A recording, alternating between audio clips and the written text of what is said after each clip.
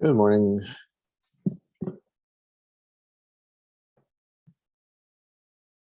morning, Stan. Good morning, Jeff. How are you? Okay, I'm going to provisionally apologize in advance. I'm awaiting a call sometime today, which I'm going to need to take. So it might take me 5 or 10 minutes. So if I have to drop off, I No problem. apologize in advance, but then I will be back. No problem. Okay, so where are we? We're at the bottom. We're at, let me up to just a second. Today's daf is 21. Yeah, we're at the very bottom of 20b.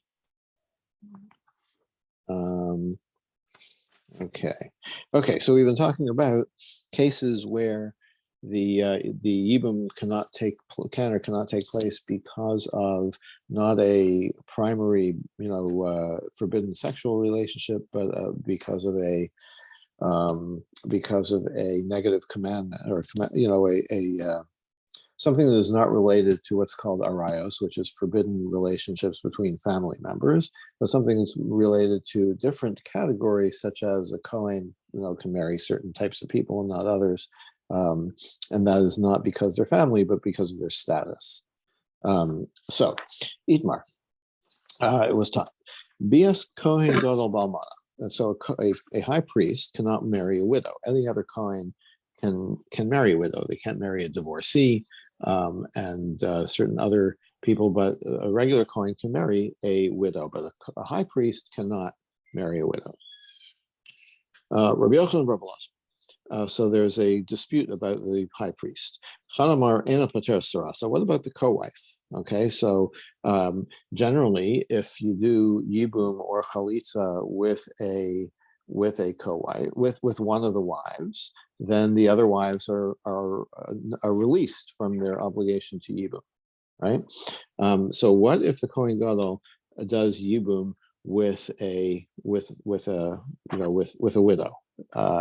In other words, I mean, obviously, anybody here is a widow because we're talking about someone whose husband died and left them no children, right? But she's still a widow. So, can he do, so really he should do chalitza because he can't do, he's not supposed to do yibum. But if he does do yibum anyway, so it's a valid marriage, but he's doing, it's a forbidden one for him, okay? So does that let the co-wives off the hook? In other words, is this valid enough of a marriage or of a yibum that the co-wife is now released? So Chanamar poter eno poter. So one says no, the other wives are still bound to the yavam, and they require at least one of them requires chalitza. Poter saras, and the other says no. If it's a forbidden marriage, but it's still a marriage, and it does let the others off the hook. So what kind of widow are we talking about? I recall that in marriage, there's first the erusin, which we often translate as engagement, and then there's nisuin, the completion of the marriage.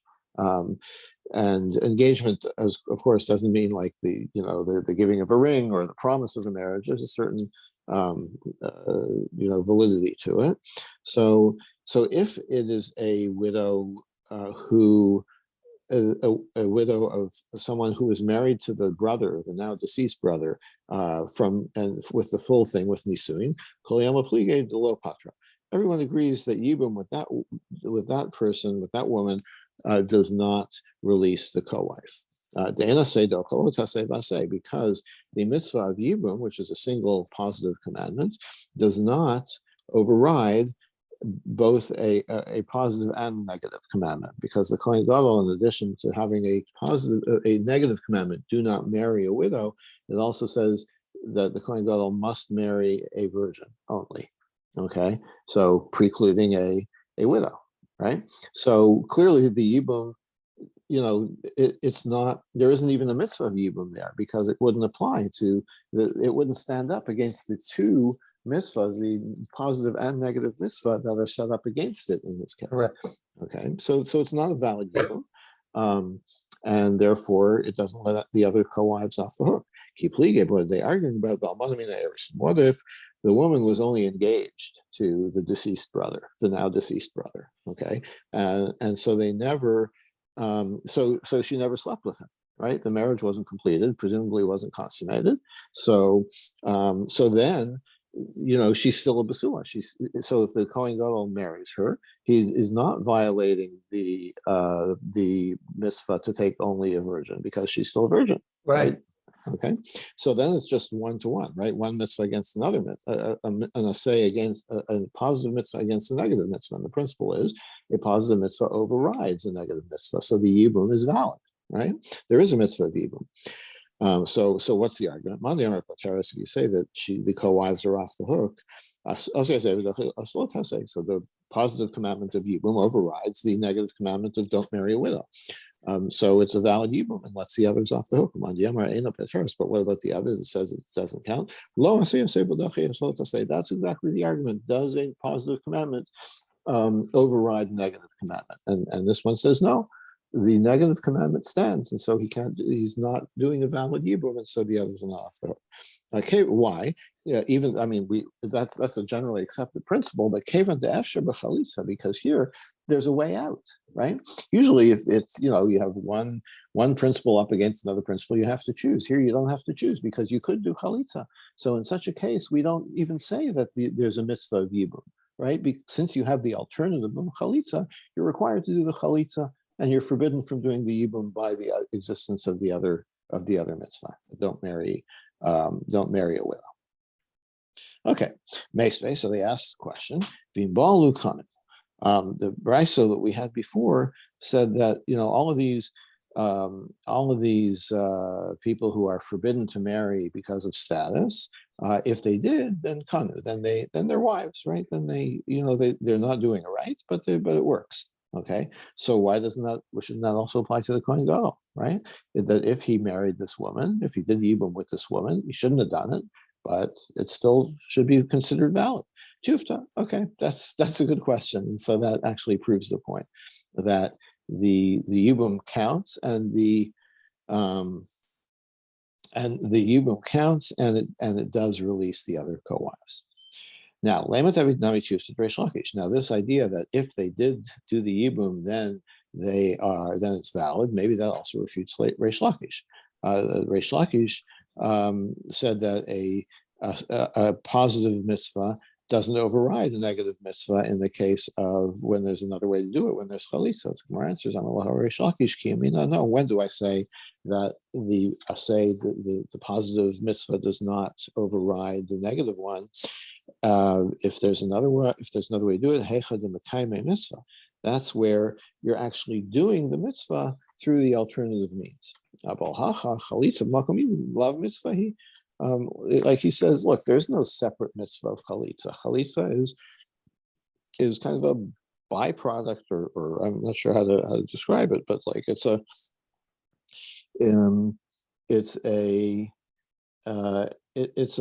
out. Like you can fulfill your obligations to the woman and to your brother by doing chalitza, but that doesn't mean it's as good as if you did yibum, right? It's a lesser way of complying with the rules. Okay, but really the preferred thing to do is yibum, and so since you're not actually doing yibum, chalitza is not considered an alternate way of doing yibum. It's a lesser way of doing yibum, or it's a way of getting out of yibum, but it's not considered like another way. And therefore I say, even when chalitza is available, still that a positive mitzvah overrides negative. Rava says, okay, now we're moving back to the Mishnah, where we had this idea of the secondary arayos, secondary forbidden relationships, which are not mentioned in the Torah directly, but we derive them. So where do we have a hint to these from the Torah? Shenamar, because it says, when it discusses all the arayos, all the forbidden sexual relationships, why shouldn't you do this? Why shouldn't you marry your sister? Because these are the abominations that the previous inhabitants of the land did, and you shouldn't do them. Okay, and it uses the unusual word ha'el. Usually it would be ha'ela, these, right? But ha'el is an alternate form of the word. So ha'el kashas. And the Gemara says that use of that alternate word or alternate spelling implies it's a particularly grave violation.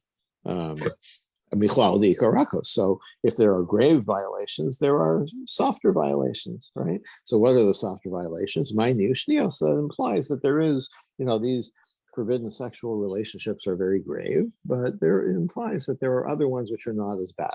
And those are the ones that we're talking about in the Mishnah. So now the Gemara questions the premise. How do you know that using ha'el instead of ha'ela means that it's a particularly harsh deceive? Another source proof text. Yes, ele haaretz lakach. So at the end of the book of Kings, when Nebuchadnezzar exiles many of the people, it says, and he took away the powerful people, the powerful ones. And it uses, oh, there's my call. I'm sorry, I may drop you here. Okay.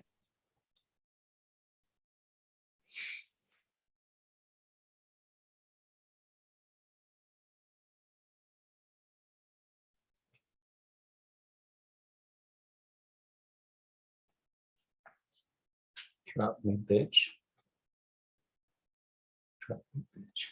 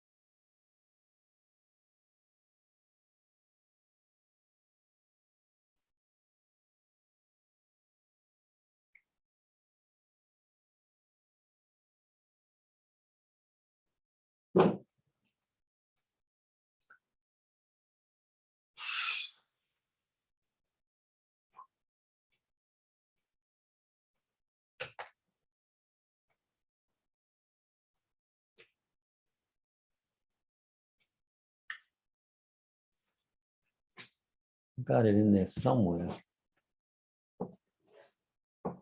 Oh, we tried. We tried. That's all you can do is try.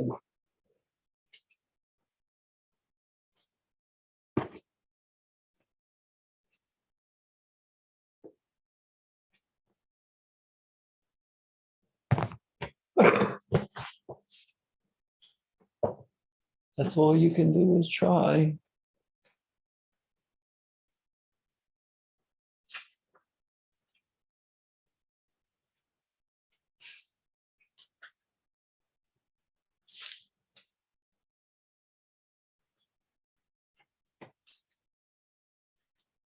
I voted, I voted, I voted.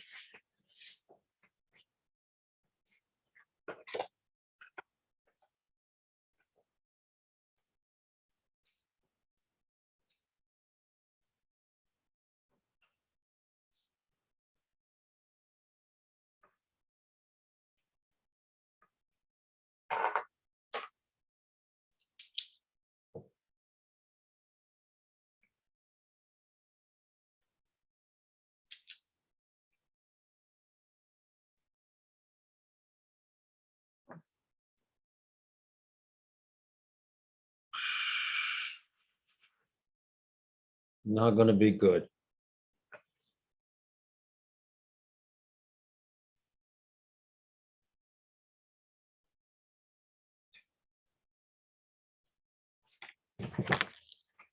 That one.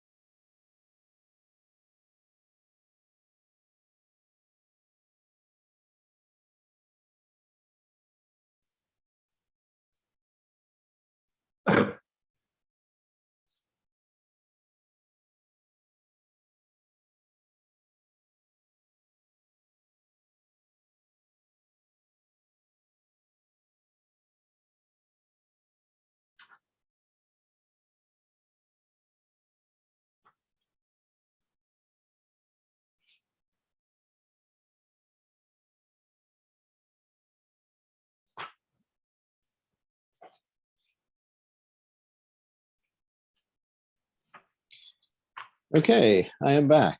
Good. Sorry about that. That was I'm arranging, I think I mentioned to you, I'm going to Israel for Pesach. Oh, that's nice. With my parents, and there was a mix up with ordering some, catered food. And I just wanted You to make sure straighten that that was out. resolved before the deadline. How's your Um, dad, by the way? How's he doing? Doing well, doing well. Thank you. Give, Yeah, we're give him really my looking forward best, to seeing please. him. I sure Yeah. will. Thank you. Okay. Anyway, so how do we know that that ha'el refers to strong, a stronger, harsher language? Because the verse refers to powerful people as ele haaretz, the powerful of the land, and el, that has an implication of power. So now, Lema Pliga the Rav Levi. Maybe this is different than Rav Levi, the Rav Levi, who said, "Kasha onshin shel midos yoser me onshin shel arayos." Even worse than transgressions of a sexual nature are business transgressions in business. If you use false weights, that's worse. Shazen nemer ban el, v'zen nemer ban ela, because the sexual transgressions,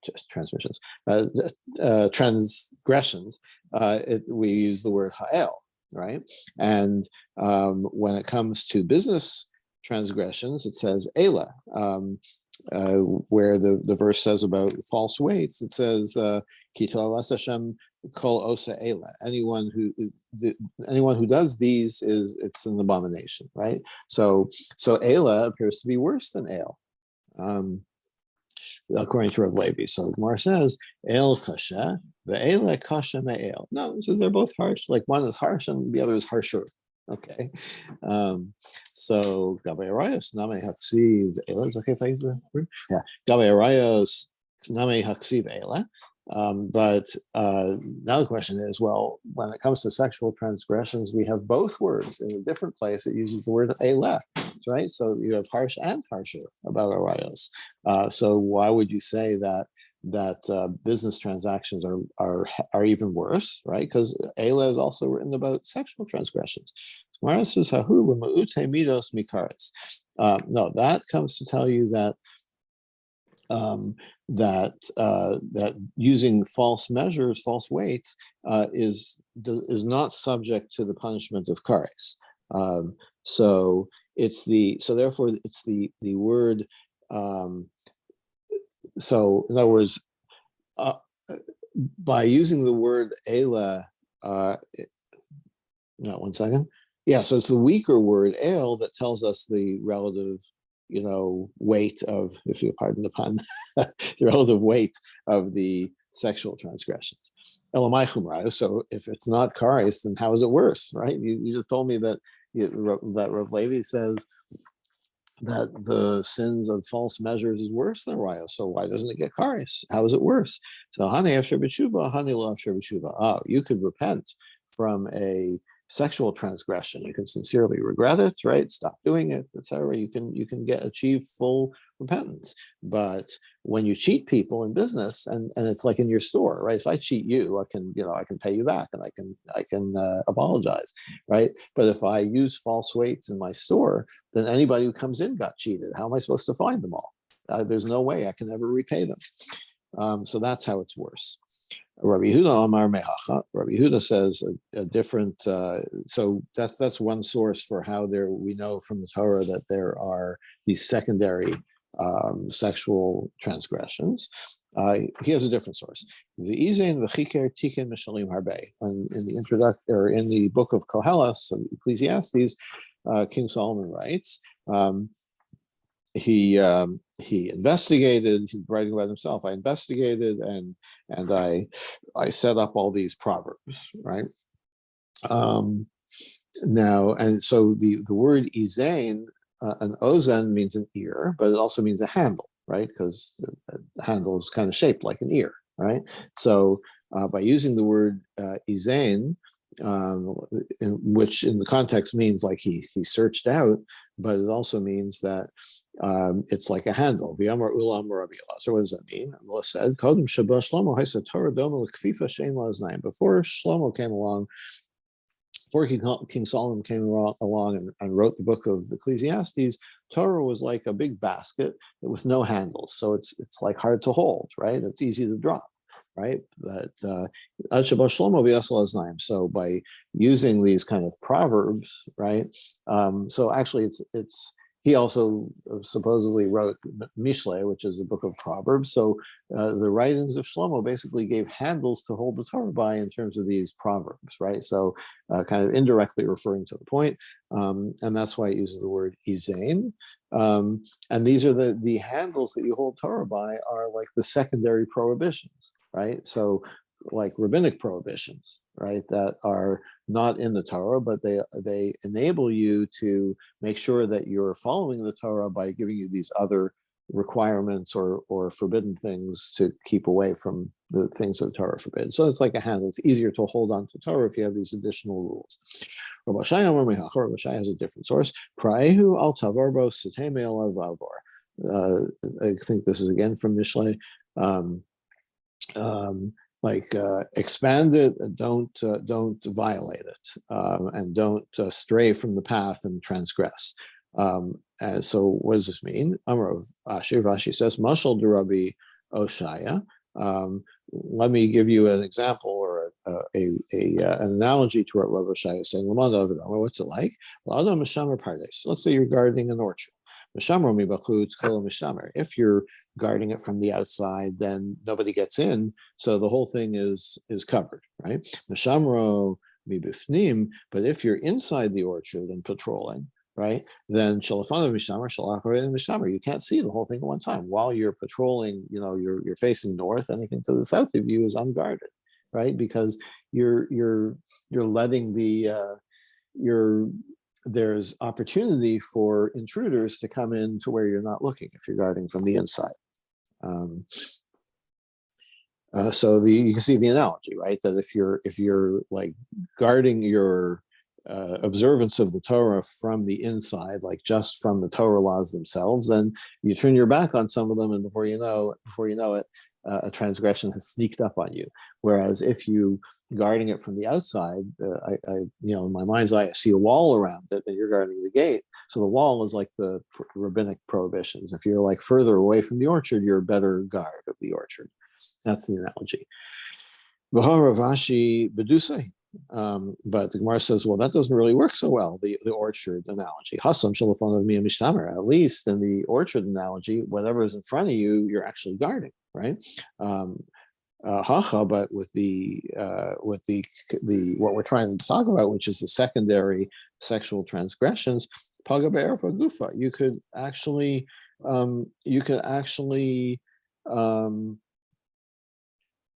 by violating the secondary arayos, you could actually kind of trip up and so what is an example of a secondary thing? It's like a woman.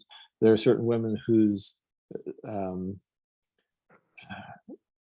like a woman, you could marry her sister but not her daughter. So by considering the woman in question, to be not such a strict prohibition, you could actually end up marrying her sister, who you're not supposed to, and not just the shnia, which is the daughter. So the Gemara doesn't really like that. It doesn't like the orchard analogy after all. And Rav Kana has a different source. Ushmartim is mishmarti. At the end of this passage about the sexual transgressions, it says you should. I'm not sure how to translate this exactly. You should guard my charge, safeguard my charge, is how it translates here. Asum mishmeres lemishmarti. In other words, it's not just a safeguard. There should be a safeguard to the safeguard, which is the idea of rabbinic extensions to Torah laws to keep you further away from transgressions. If you're taking it from that would be a Torah law, right? So the answer is Doraisa Upershu Rabban. Sure, it's a Torah law, but how exactly to apply, what rules to extend, that is the prerogative of the rabbis. So the Gemara says, "Kol Torah nami Pirshu Rabban." But the idea that the rabbis determine what is the Torah law, that pervades the whole Torah, like all of the halacha. The answer is Elamid Rabbana. So we have to say that the shnios, the secondary transgressions, are only rabbinic in nature. That which we're quoting a verse, it's not really what the verse means. It's not an official thing. It's just an allusion by the verse or the rabbis found an allusion to what they wanted to establish as a rule, but it's not really prescribed by the Torah. Okay, Tana Rabban. So what are these secondary arayos? We haven't really defined them yet. Ma'im shnios, what are they? Aim imo, ve'aim aviv, your step grandmother, whether from your paternal or maternal side.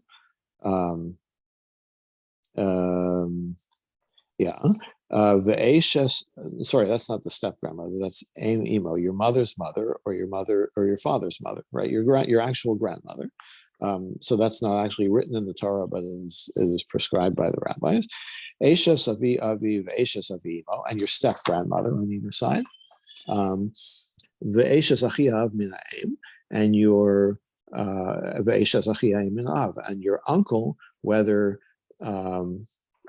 sorry, not your uncle, your aunt, whether it's your brother's wife, your brother's wife, whether it's a paternal or maternal brother. Okay, the kalas benova kalas bito, and your child's daughter-in-law. So whether it's your son's daughter-in-law or your daughter's daughter-in-law, that's a secondary prohibition. And you're actually allowed to marry the wife of your father-in-law. Okay, so your wife's father could have a stepmother, right? So her mother you can't marry, but her stepmother you could actually marry. Okay, uve'eshes chargo, and also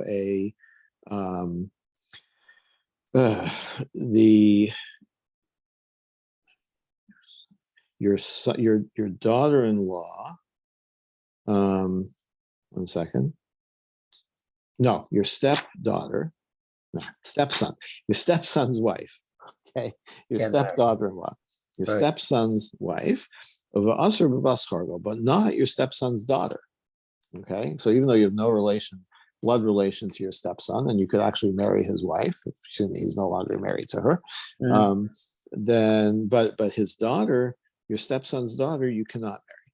The chargo mutar be'ishto vito, and your stepson's wife, you could your stepson's wife, you could marry his wife, in other words, his former wife, and his daughter from another marriage. The eshes chargo omereslo, and putting your stepson's wife in the position to say to you, Ani muteres lacha, I can marry you. Ubiti asur lacha, my daughter cannot marry you because my daughter is still your stepson's daughter. Okay, so your stepson's wife is okay, your stepson's daughter is not okay. So Mara says, wait a minute, Bas Chargo Doraisahi, your stepson's daughter, that's a Torah prohibition. It's right there in the Torah.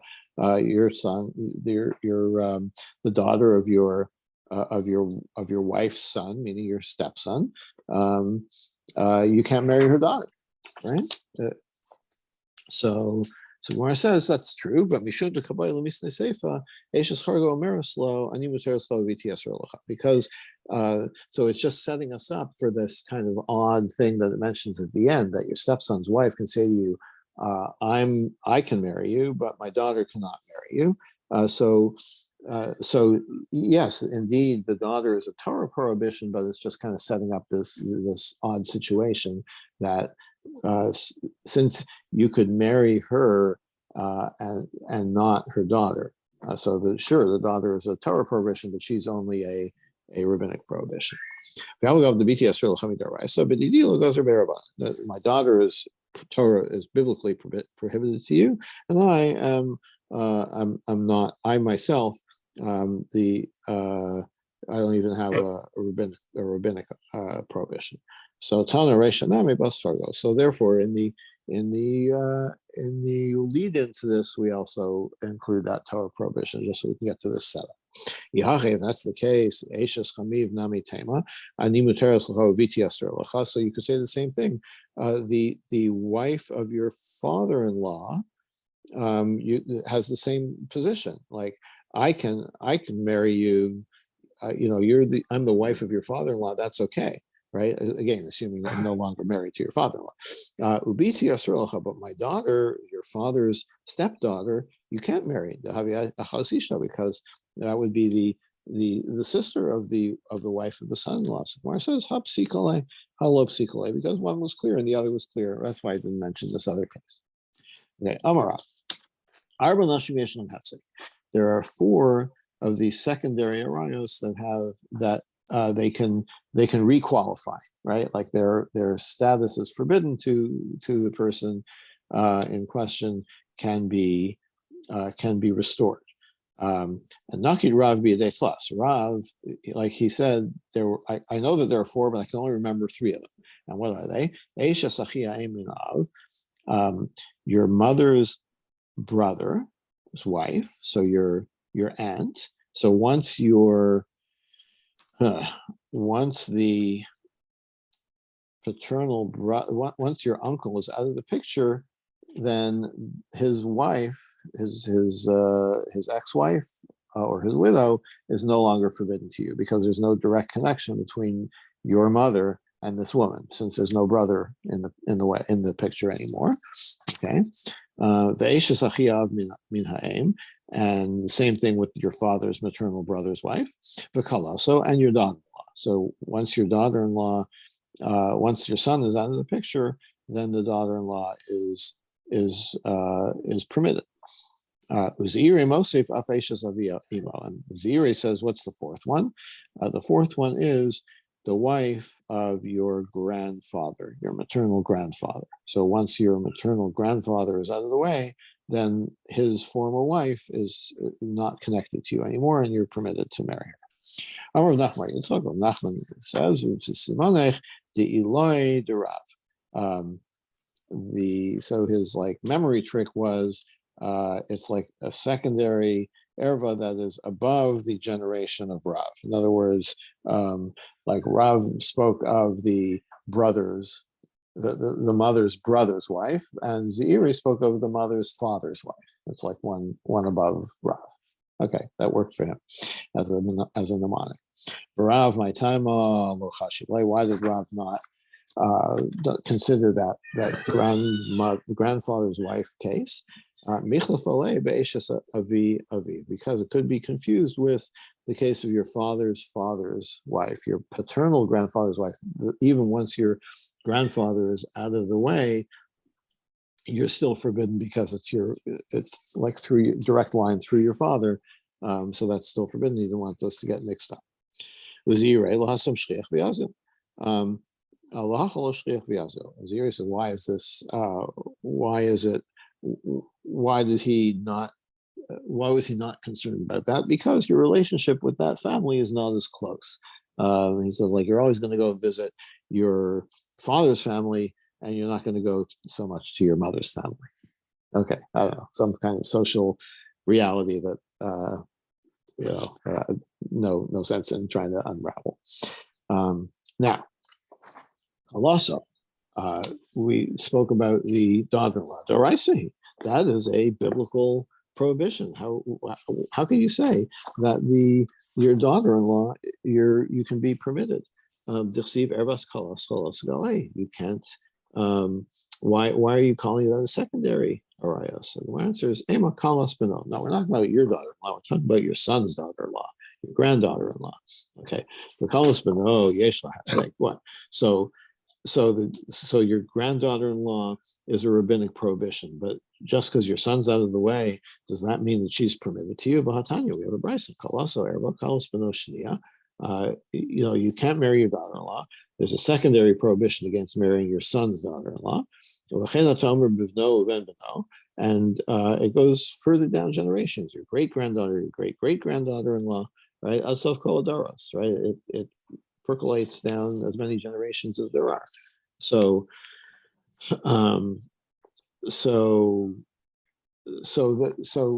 that indicates that could not have been Rav's 3rd case of a limited secondary. It's not limited. Ema kalas beno. We're talking about your kalas bito, not through your son, but through your daughter's daughter-in-law.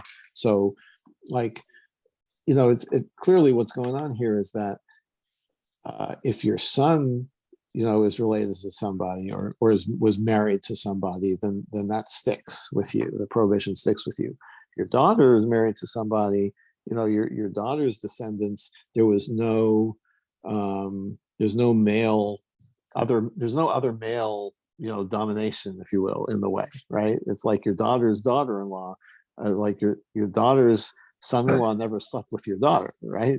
There's no okay, so your daughter's daughter-in-law is what Rav is referring to. Rav Chisda says, I heard this from a great man, Umanu Rabbi Yami, and that great man was Rabbi Yami.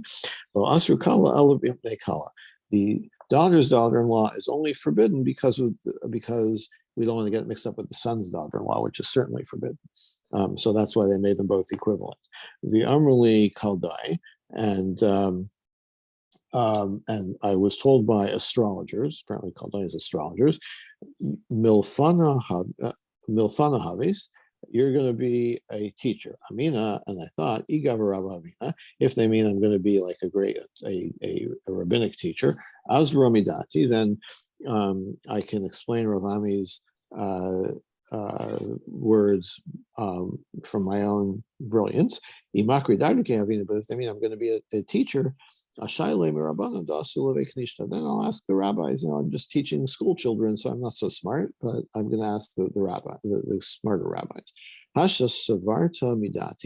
Now, it turns out that he must have been blessing me that I'm going to be really smart, because I can tell you why Ravami was correct. Because the same thing, because the only reason that a daughter's daughter-in-law is forbidden is because we don't want to confuse, we don't want to make it permitted, and then someone will think that the son's daughter-in-law is also permitted, which is not the case. I'm only about Rava. Rabbi said to Rava, Azbalach, I will explain to you the reason. Kagon kalasa deve bar tsaisai. It applies, for example, to the daughters of this guy Bar Tsaisai. Apparently, he had a daughter-in-law through his son and another daughter-in-law through his daughter, I mean, that seems like a pretty common situation, but didn't want to get them mixed up. I didn't want to get the prohibitions, he didn't want the permitted one to be applied, the permission for one to be applied to the one that's forbidden. Rav Papa, also do Rav Papa Barapa, or it implies to the daughters-in-law of Rav Papa Barapa. I mean, like, I don't know why they're bringing this. I mean, like I said, if you have a son and a daughter, it's likely that you're going to have a daughter-in-law from each of those, but okay. Ravashi Amar Kagon Kalas Duvei Mari Bar Isa, another family which is applied to. Yibailahu. So they asked the following: your maternal uncle, wife, right? Your mother has a brother has a wife. Mao, what about that? Is that a secondary erva? So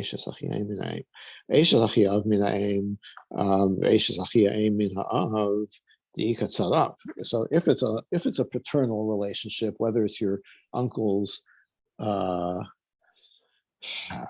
your real uncle's wife or your uncle by marriage's wife, so that's through the father's line. So that I understand. Who the goes rabbi? That would be what the rabbi said is a secondary transgression.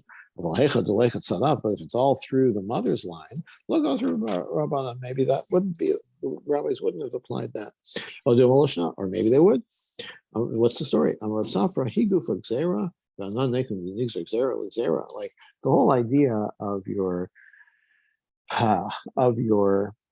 paternal uncle's wife is rabbinic in the first place, right? So now you're going to apply that, like take it another degree and make it on the maternal side as well. We don't usually do that. Usually if there's a rabbinic decree, it's like it only goes so far, and you don't like make a decree to guard against that rabbinic decree. Aren't they all like that, right? Like imo erva, your mother is forbidden to you. Aim imo shnia, your grandmother, your maternal grandmother is a secondary one. For Gazrael, and then the rabbi said, you know what? We're not only going to say your maternal grandmother is prohibited rabbinically, but also your paternal grandmother is prohibited. So we do that all the time, Right.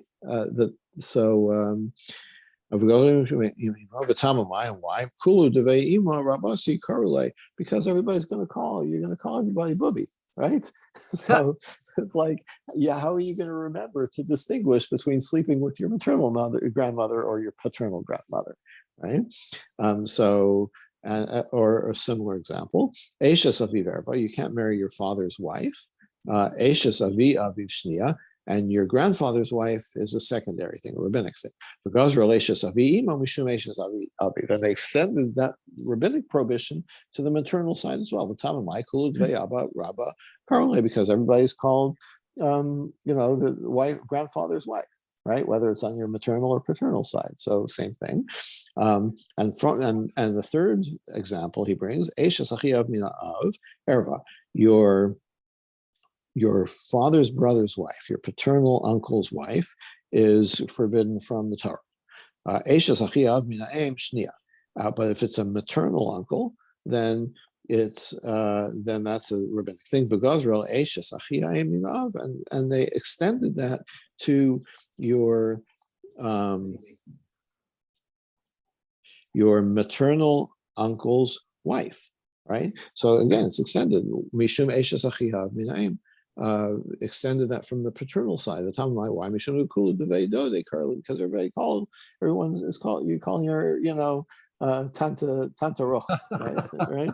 The name of the thing of the relationship is grandmother or aunt or whatever. You don't have a different name for it, so you don't have a concept in your head that it's different whether it's on the father's or the mother's side.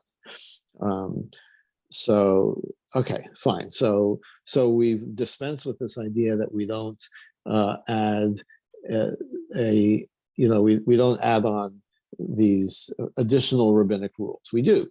So what's the question about? So what about our original question which is, I've forgotten the original question already. Yeah, if you have an uncle relation or a woman who's related to you through your uncle, does it make a difference if it's maternal or paternal? Paternal is certainly forbidden. What about the maternal side? Tashma. Let's see if we can figure this out. Okay, so it's actually after 9 already, so we haven't quite gotten to the bottom, but I think we will maybe stop here and pick it up tomorrow. And hopefully we'll be able to keep up. Okay. All right, so Fair we'll stop enough. here. Okay. See you All tomorrow. right. Have a good Be day. well.